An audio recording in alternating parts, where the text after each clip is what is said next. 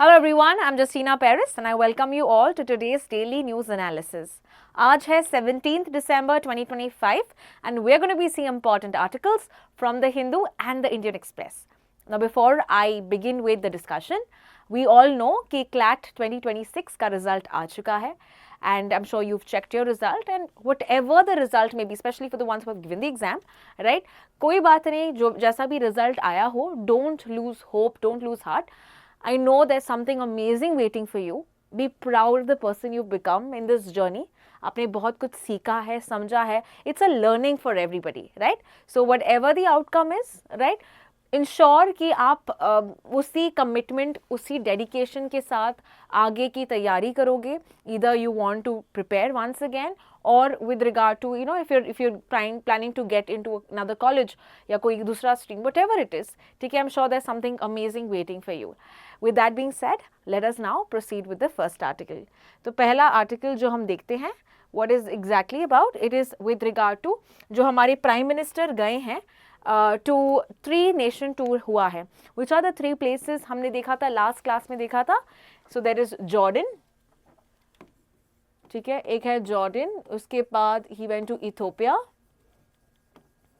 and we also see he's gone to Oman. ठीक है, so this is the 3 nation tour जो हमारे prime minister Narendra Modi कर रहे हैं. नाउ इस पर्टिकुलर मीटिंग्स में क्या इंपॉर्टेंट चीज़ें हो चुकी हैं ये हम देखते हैं. So let's start with understanding Jordan. ठीक है, तो जॉर्डन का कैपिटल कहाँ पे है? जॉर्डन का कैपिटल हमने ऑलरेडी देखा था, it is an Amman. This is the capital of Jordan.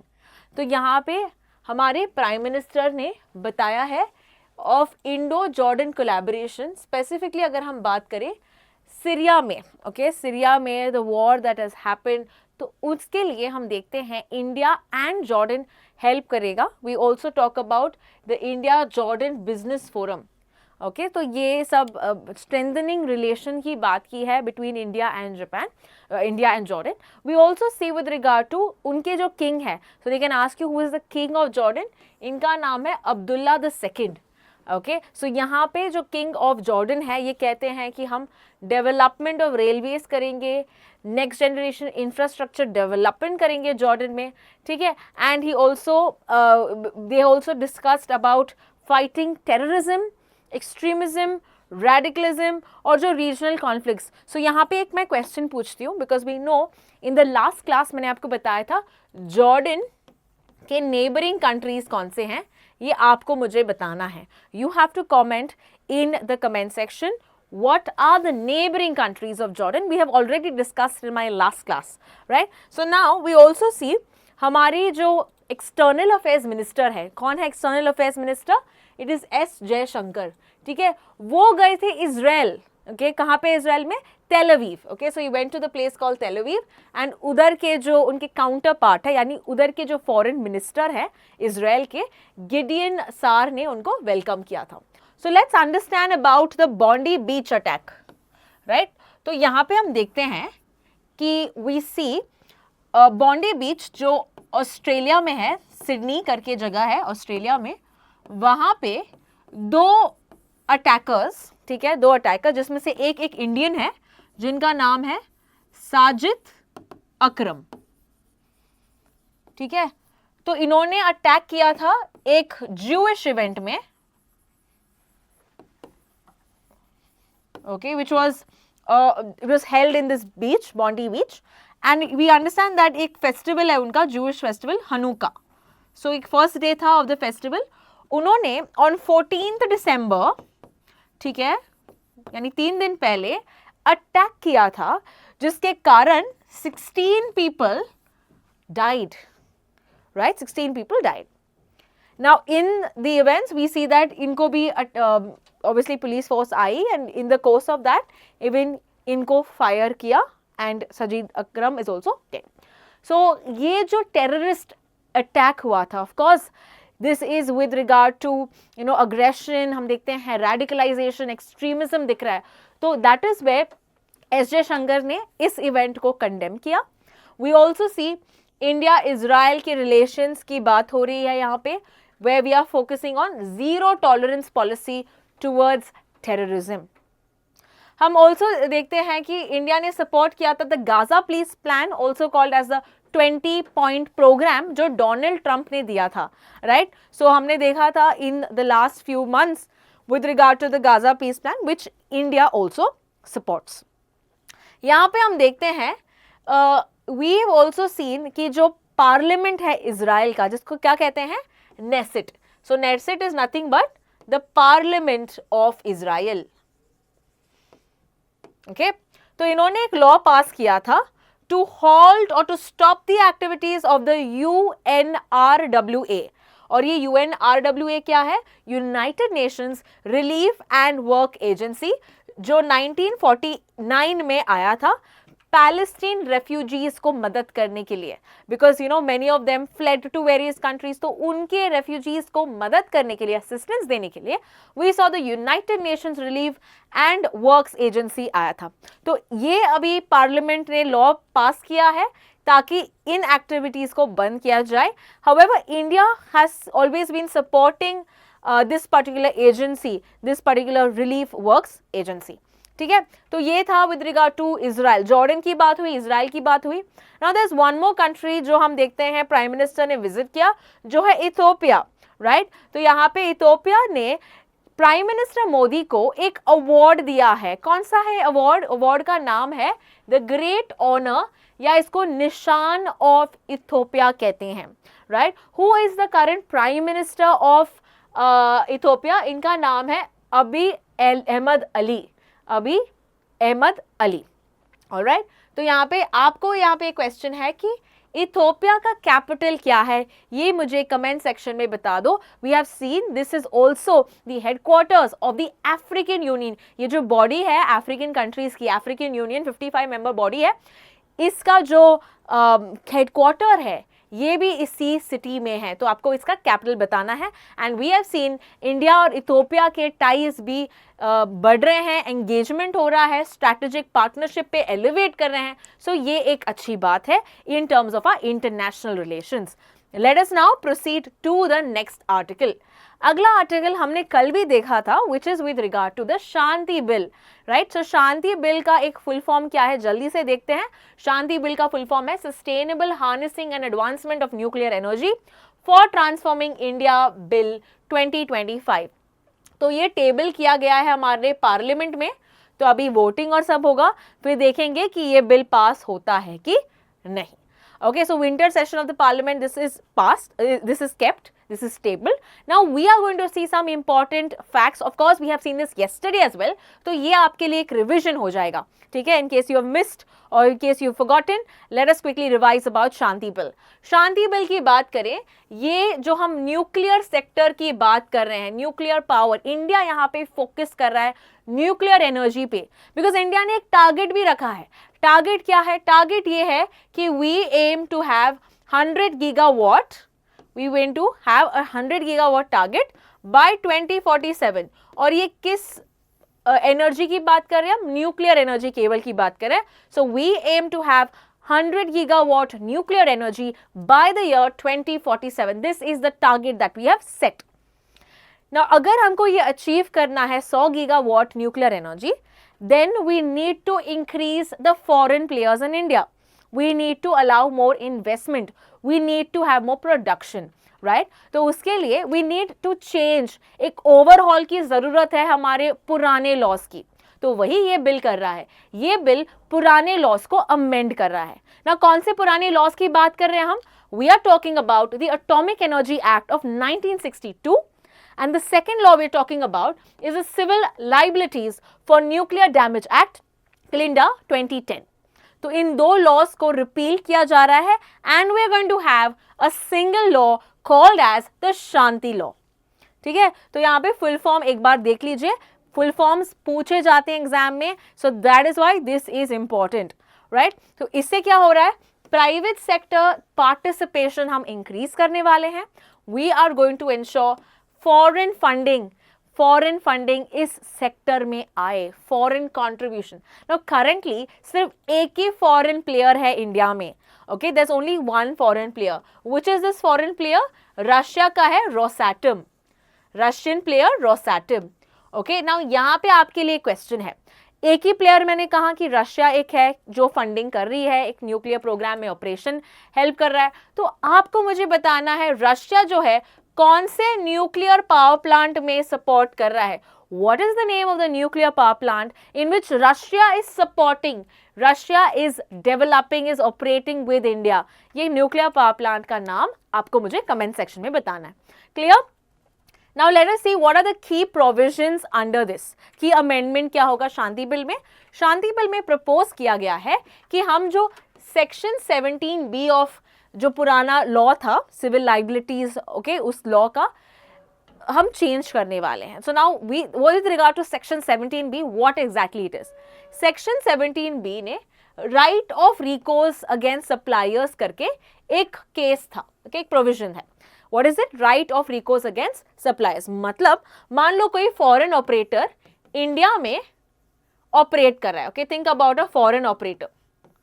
तो जब फॉरेन ऑपरेटर इंडिया में ऑपरेट कर रहा है और मान लो कि कोई एक्सीडेंट या मिसहैप होता है, ओके, कोई एक्सीडेंट हो जाता है, तो अकॉर्डिंग टू क्लिंडा, according to 17B section of the law, यहाँ पे फॉरेन ऑपरेटर्स को पे करना पड़ेगा। ओके, ना फॉरेन ऑपरेटर्स डर गए, उनको लगा कि मान लो कोई एक्सीडेंट इंडिया में होता है, हम तो बस सप्लाई कर रहे हैं nuclear material, just technology supply कर रहे हैं, तो हमको क्यों यहाँ पे कॉम्पेंसेट करना पड़ेगा इसके लिए? हमारे लिए तो ये लॉस होगा, राइट? सो इसीलिए बहुत सारे फॉरेन वेंडर्स जो है ये डिटरेंट मतलब मेजर डिटरेंट मतलब यहाँ पे they were not willing to invest, they were scared to invest because tomorrow if there some accident that happens then these companies would have to pay. So that is why you see that US, France, although they want to invest, but they are being afraid because of this section 17B. So section 17 में बोला कि अगर कोई defective equipment है या substandard services है, then you can file a case against the suppliers, the foreign suppliers itself. Now in this supplier की definition हम clearly define कर रहे हैं शांति बिल में. So what is the new definition in the Shanti Bill? It basically creates a distinction between जो कौन सा एक major reactor supply है as well as छोटे मोटे vendors का एक proper distinction करेंगे and depending कि कितना contract size होगा, कितना उनका investment होगा, उतना उनको भरपाई करना पड़ेगा, उतनी उनकी liability होगी, ठीक है? So there will be a graded liability. More you invest, more will be your liability. Less you invest, less will be your liability. Right, so that is the contract size पे liability change की करना, ये इस bill में mention किया है. Further हम देखते हैं all entities must have a state authorization, मतलब एक रेगुलेटिंग बॉडी होगी, एटॉमिक एनर्जी रेगुलेटरी बोर्ड. ये पर्टिकुलर बोर्ड मैनेज करेगी, ओवरव्यू करेगी सब एंटिटीज जो फॉरेन एंटिटीज इन्वेस्ट कर रहे हैं. फर्दर सिंस ये जो 2010 का लॉ आया था, we see that there has not been any foreign vendor because of the section 17B जो उनको पसंद नहीं आया. So that is what the Shanti Bill is all about. Let us see if this is going to be updated, this is going to be amended, this is going to be in the picture. We all have to see. Now here a general question is this bill required? ठीक है, शांति bill क्या ये important है, क्या ये needed है? The answer is yes for 3 things. एक है हमको कोल को replace करना है. Okay, we want to replace fossil fuels. तो ये clean energy के तरफ हम देख रहे हैं, green energy की तरफ देख रहे हैं. So that is one reason for the environment. ठीक है, it is much better for the environment. Emissions नहीं होते यहाँ पे, ठीक है, at least not as much as coal. The second reason is अगर हम renewables की बात करते हैं, renewables we see that ये इनका जो एक you can say a criticism or you can say one such challenge with renewable energy is it cannot be round the clock. यानी कि ये जो services देते हैं ये erratic है. Okay, मतलब कभी भी धूप होती है तो solar energy मिला, but what if it is a cloudy or a rainy day? Then we can't rely on solar energy. Winds, अगर wind ही नहीं चल रहे, wind energy कहाँ से मिलेगा, right? So that is where it can be erratic. तो अगर आपके पास न्यूक्लियर एनर्जी है based on the fusion and fusion reactions, you will have a good supply of energy. तो ये बहुत रिलायबल हो गया फिर. Okay, nuclear energy will be more reliable. The third thing is external funding, right, because हम देखते हैं nuclear energy is high cost, है ना, because the nuclear material is only so expensive, फिर उसका जो ऑपरेशन चार्जेस हैं ये सब भी अलग कॉस्ट हैं. So that is where the problem comes, that इसका जो कॉस्टिंग है बहुत हाई है. तो इन तीनों को केटर करने के लिए we need to bring about necessary laws, necessary frameworks, and that is why the Shanti bill is required. और इसके कारण सिग्निफिकेंस क्या होगा, अगर ये बिल आ गया, ठीक है, पास हो गया, देन फॉरेन प्लेयर्स आएंगे and we will see even US, France, West Asian sovereign funds यहाँ पे होंगे. देन क्लीन एनर्जी ट्रांजिशन में मदद करेगा, हमारे targets with regard to 100 gigawatts ये भी हम मीट कर पाएंगे. And we see international nuclear and trade negotiations में ये भी मदद करेगा. We can deepen our relations with foreign countries, we can increase in our economy. All of this we want to be third, right, अभी हम fourth में हैं तो हमको थर्ड मेजर इकोनॉमी बनना है. देन ये सब डील्स और सब रिक्वायर्ड है, ये engagement required hai. So all of these are the positives that we can talk about in the Shanti bill. Let us now proceed to the next bill that is going to be tabled, that is in fact Lok Sabha mein pass ho chuka hai. This is the insurance bill. Okay, तो insurance bill के बारे में भी देखते हैं. Insurance bill का actual नाम क्या है, इसका बिल है सबको बीमा सबको रक्षा, सबको बीमा सबकी रक्षा. ओके, सो ये बिल के बारे में थोड़ा जल्दी से हम देखते हैं. What are the major things?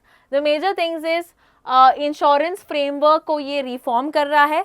3 laws है इसमें, insurance act of 1938, life insurance corporation यानी LIC act of 1956 and the IRDAI of 1999 which is insurance regulatory authority development of India.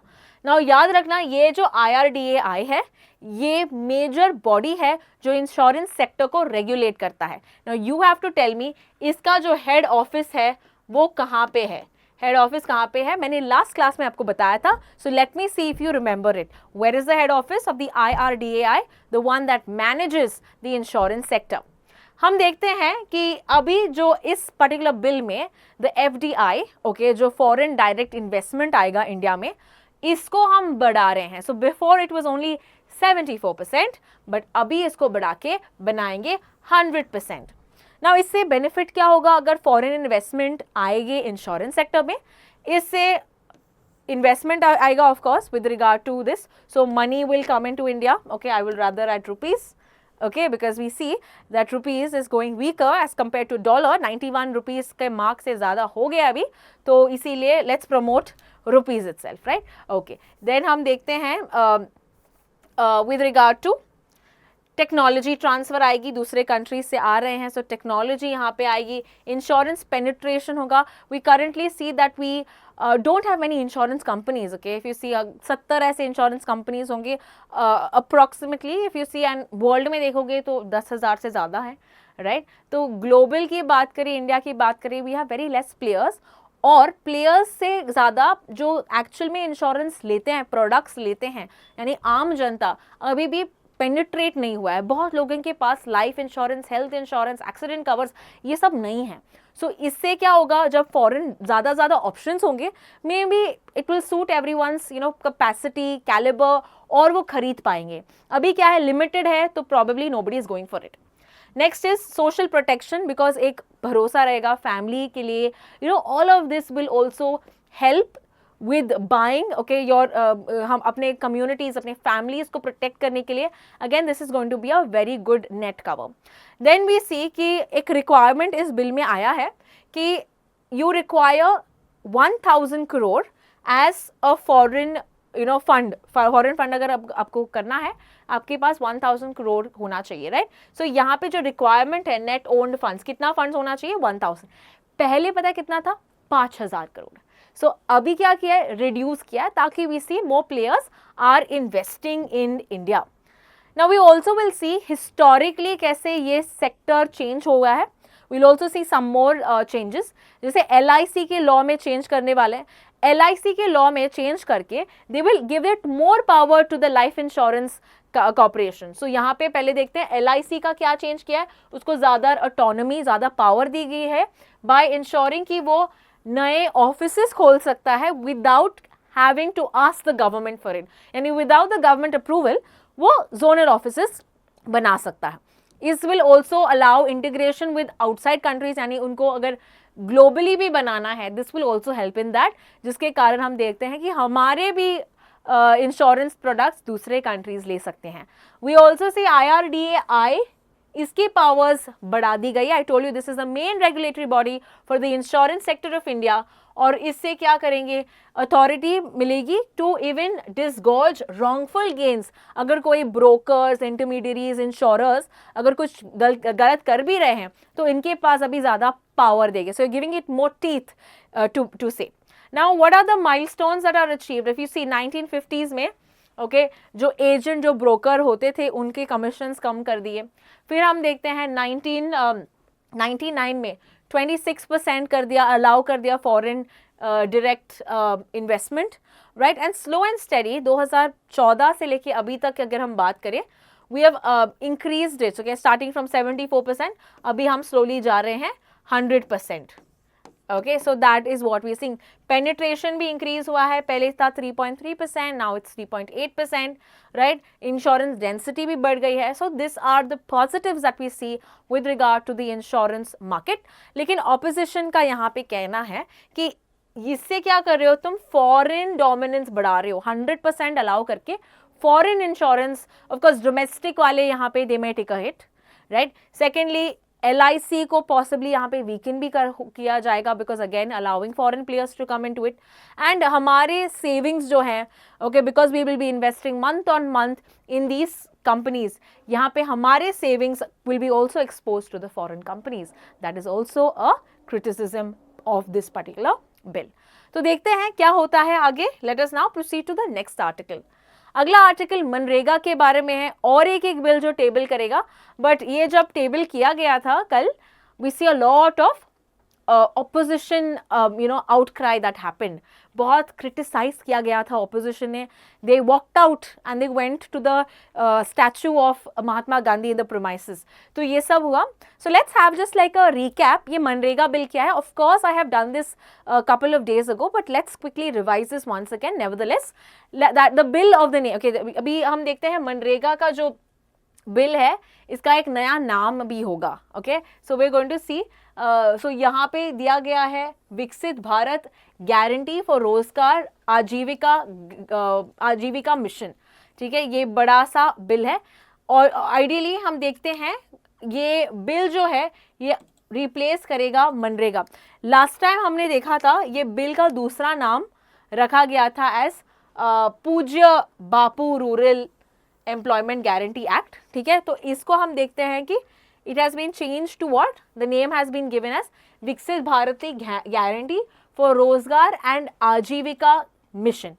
Now कौन सी मिनिस्ट्री मनरेगा को देखती है? It is ministry of rural development, ministry of rural development. A question to you is, who is currently the Minister of Rural Development? Please use the chat box to answer this because we see ministers पूछे जाते हैं। All right, तो ये जो bill है ये कब आया था? When did it originally come? It came in the year 2005. According to the government, okay, हम क्या करना चाहते हैं? गांधीयन प्रिंसिपल्स के साथ अलाइन करना चाहते हैं। Develop villages, okay, we want to seek balance between agriculture and labor, okay, Ram राज्य। ठीक है, तो ये सब हम देखते हैं, ये लेके आ रहे हैं government. Now let's quickly understand why did the opposition also not want to pass this bill और वॉकड आउट। ठीक है, तो यहाँ पे उनको लगता है कि ये डाइल्यूट किया जा रहा है Gandhian principles, not strengthen. Although let us see what are the points which are important from exam point of view. तो यहाँ पे हम देखते हैं, एक तो हम रीनेम कर रहे हैं दिस पर्टिकुलर बिल को, 2005 में आया था, ताकि एम्प्लॉयमेंट दे। ना एम्प्लॉयमेंट जो है ये बढ़ा दिया जाएगा, पहले थे सिर्फ 100 days of employment and that is move to 125 days। Okay, this another thing that was there is special provisions, तो 150 days दिया जाएगा। This is for scheduled tribe families जो है फॉरेस्ट रीजन्स में रहते हैं। शेड्यूल्ड ट्राइब फैमिलीज को 150 days of work दिया जाएगा, ऑफ एम्प्लॉयमेंट दिया जाएगा। So this is something with regard to the major provisions. Now we are get to see if this is going to be passed और not.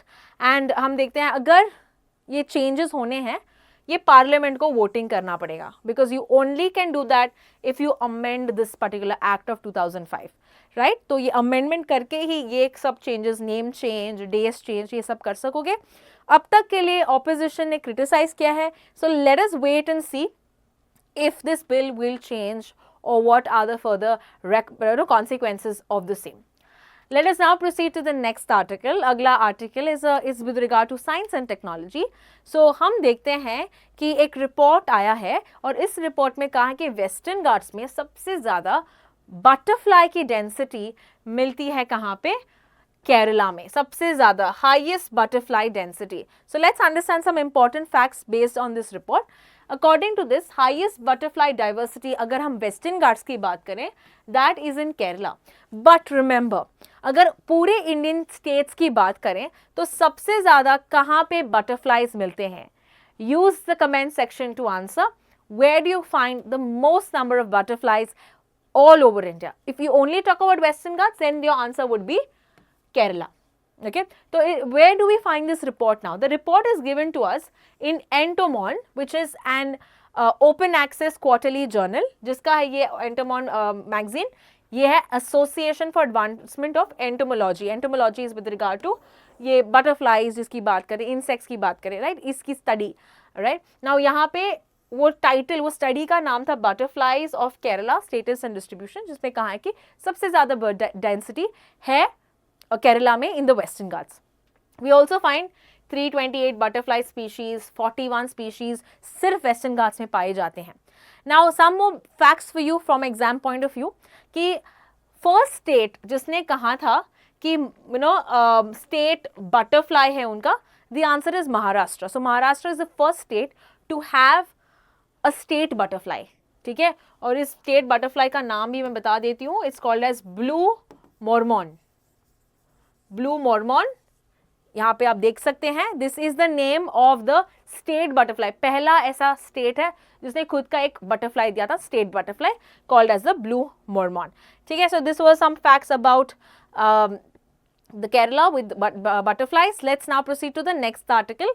अगला article हम देखते हैं, a good association where India is having its first battery grade lithium refinery. ये important news है. कभी भी जैसे फर्स्ट आता है, पहली बार कोई प्लांट बनता है, कोई रिफाइनरी आती है, you need to know. Okay, तो ये कहाँ पे हुई है refinery? It has been in setup in Telangana and इसका अराउंड 2250 करोड़ का एक फंडिंग दिया गया है. ओके, नाउ ये जो है कौन सी कंपनी इन्वेस्ट कर रही है इस रिफाइनरी में? ये है Singareni collieries capital company limited और हैदराबाद बेस्ड है ऑल्टमिन. ठीक है, तो Altmin and Singareni. Singareni is actually also Telangana government यहाँ पे उनका स्टेक है इसमें. ओके, तो ये you can say with regard to Telangana government, और ये एक हैदराबाद बेस्ड कंपनी है ऑल्टमिन. तो ये दोनों मिलके ये रिफाइनरी बना रहे हैं. Okay, and what is important about it's a first large scale lithium refinery, right. तो ये कौन सा प्रोडक्ट बनाने वाले हैं? लिथियम कार्बोनेट का, और ये स्टार्ट होगा 2027 में. Okay, and of course lithium क्यों इंपॉर्टेंट है? लिथियम जो है एक क्रिटिकल मिनरल कहलाता है. What is a critical mineral? Critical minerals are those minerals जो इम्पॉर्टेंट है हमारे नेशनल सिक्योरिटी के लिए और इकोनॉमिक एडवांसमेंट के लिए, इकोनॉमिक ग्रोथ के लिए. So if you see that जो क्रिटिकल मिनरल्स हैं they are used in various sectors. अगर हम इलेक्ट्रिक व्हीकल्स की बात करें, कंप्यूटर्स की बात करें, okay, any industry, any technological advancement के लिए इन क्रिटिकल मिनरल्स का इस्तेमाल किया जाता है. ऑलराइट, सो सबसे ज़्यादा जो लिथियम रिजर्व्स की बात करते हैं, okay, so we find that lithium triangle होता है called as ABC. Okay, it's easier to remember, so remember lithium triangle. Lithium triangle where you find most number of reserves known for its reserves of lithium, वो ABC, Argentina, Bolivia और चिले. Argentina, Bolivia and चिले, तो ये 3 countries आपको याद रखना है. लेकिन सबसे ज़्यादा लिथियम रिजर्व्स की बात करते हैं, we find that in Chile. Okay, lithium production की बात करें, we find that in Australia. And अगर हम बात करें रिफाइनरी में, तो सबसे ज़्यादा रिफाइनरी लिथियम का करते हैं चाइना में. तो चाइना को ही काउंटर करने के लिए हमने ये प्रोजेक्ट ऑफ कोर्स बना दिया है इन तेलंगाना, ताकि हम भी इसमें सेल्फ सफिशिएंट हो, हमारे क्रिटिकल मिनरल एक इकोसिस्टम हो, and we are giving a push to the transition और with regard to technology. Let us now proceed to the next article. अगला आर्टिकल इसरो के बारे में है. तो इसरो ने एक प्रोग्राम बनाया था, respond program. It's called the respond basket 2025. ये रिसेंटली रिलीज किया गया है इसरो के चेयरमैन ने, और चेयरमैन का नाम क्या है? V Narayan. He is the chairperson of ISRO. तो ये जो रिपोर्ट है ये क्या बताता है? It talks about research problem statements और फ्यूचर मिशन रिक्वायरमेंट्स के बारे में बताता है. Okay, so this was recently released. Okay, अगर हम बात करें, इसरो एकेडमिया डे होता है 16 दिसंबर को, तो उस दिन इन्होंने रिलीज किया. So this is nothing but a collaborative effort. एक है इसरो और एकेडमिक्स के बीच में, because we need to fill in the gap, right. एक जगह से रिसर्च भी इंपॉर्टेंट है, दूसरी जगह टेक्नोलॉजी भी बनानी चाहिए. So that should, the gap should be met, the gap should be bridged. That is why you have the respond program. तो यहाँ पे हम देखते हैं the role of universities and research institutions को एम्फेसाइज किया जा रहा है, ताकि ज़्यादा से ज़्यादा इनोवेटिव आइडियाज़ आए. रिसर्च पे ज़्यादा फोकस करिए government, right. And of course skilling, human resources, training, इसके लिए, because we require that for our space programs. और हमारे बहुत सारे इनोवेटिव स्पेस प्रोग्राम्स अभी लॉन्च होने वाले हैं. जैसे हम वीनस पे जाने वाले हैं, राइट. इसका मिशन का नाम है Shukrayaan. Okay, and this is probably going to happen in the year 2028. हम मून पे भी लैंड होने वाले हैं, रखा है 2040 टारगेट ईयर. हम इंसानों को स्पेस में ट्रैवल करने भेजेंगे, 3 लोगों को भेजेंगे, called as a Gaganyaan mission. ये भी आपने सुना होगा, गगनयान मिशन, ठीक है. Sending human space flight mission. तो ये सब मिशंस हम दे रहे हैं, and we also want to do more such missions in India, right. India को हम एक सुपर पावर बनाना चाहते हैं in this particular sector as well. तो इसीलिए ये एकेडमिक्स और इसरो को ब्रिज करने वाला प्रोग्राम है respond basket. And moving on to the last article of today, which is a military exercise. Military exercise usually हमको पूछा जाता है ALET के एग्जाम में. So if you are giving ALET, please note this down. ये mission का नाम है एक्यूवरिन. तो एक्यूवरिन एक मिलिट्री एक्सरसाइज है between which 2 countries? Between India and Maldives. Okay, India and Maldives. हम देखते हैं मालदीव्स के जो प्रेसिडेंट है, रिसेंटली इंडिया भी आए थे लास्ट ईयर, आई मीन इस साल ही, the star, and his name is Muizzu, Mohamed Muizzu. ठीक है, तो मालदीव्स के बारे में आपको थोड़ी इंफॉर्मेशन जाननी पड़ेगी. जैसे मालदीव्स हमारी एक नेबरिंग कंट्री है, राइट. पानी का नेबर है ये. तो मालदीव्स का कैपिटल का नाम क्या है? It is Male. Male is the capital of Maldives. Maldives और इंडिया को एक लाइन डिवाइड करती है, okay, that is called as the 8 degree channel. 8 degree channel. तो ये 8 degree channel divides Maldives and which other island? ये डिवाइड करता है मालदीव्स और लक्षद्वीप. ठीक है, लक्षद्वीप और मालदीव्स के बीच में कौन सा लाइन है? The 8 degree channel. लैटिट्यूड की बात कर रहे हैं ना हम, तो 8 degree it is that. Okay, so this is with regard to the important articles of today. We saw very interesting articles today. If you have any questions, of course, use the chat box and don't forget to answer the questions that I have asked in this video. Thank you so much for watching.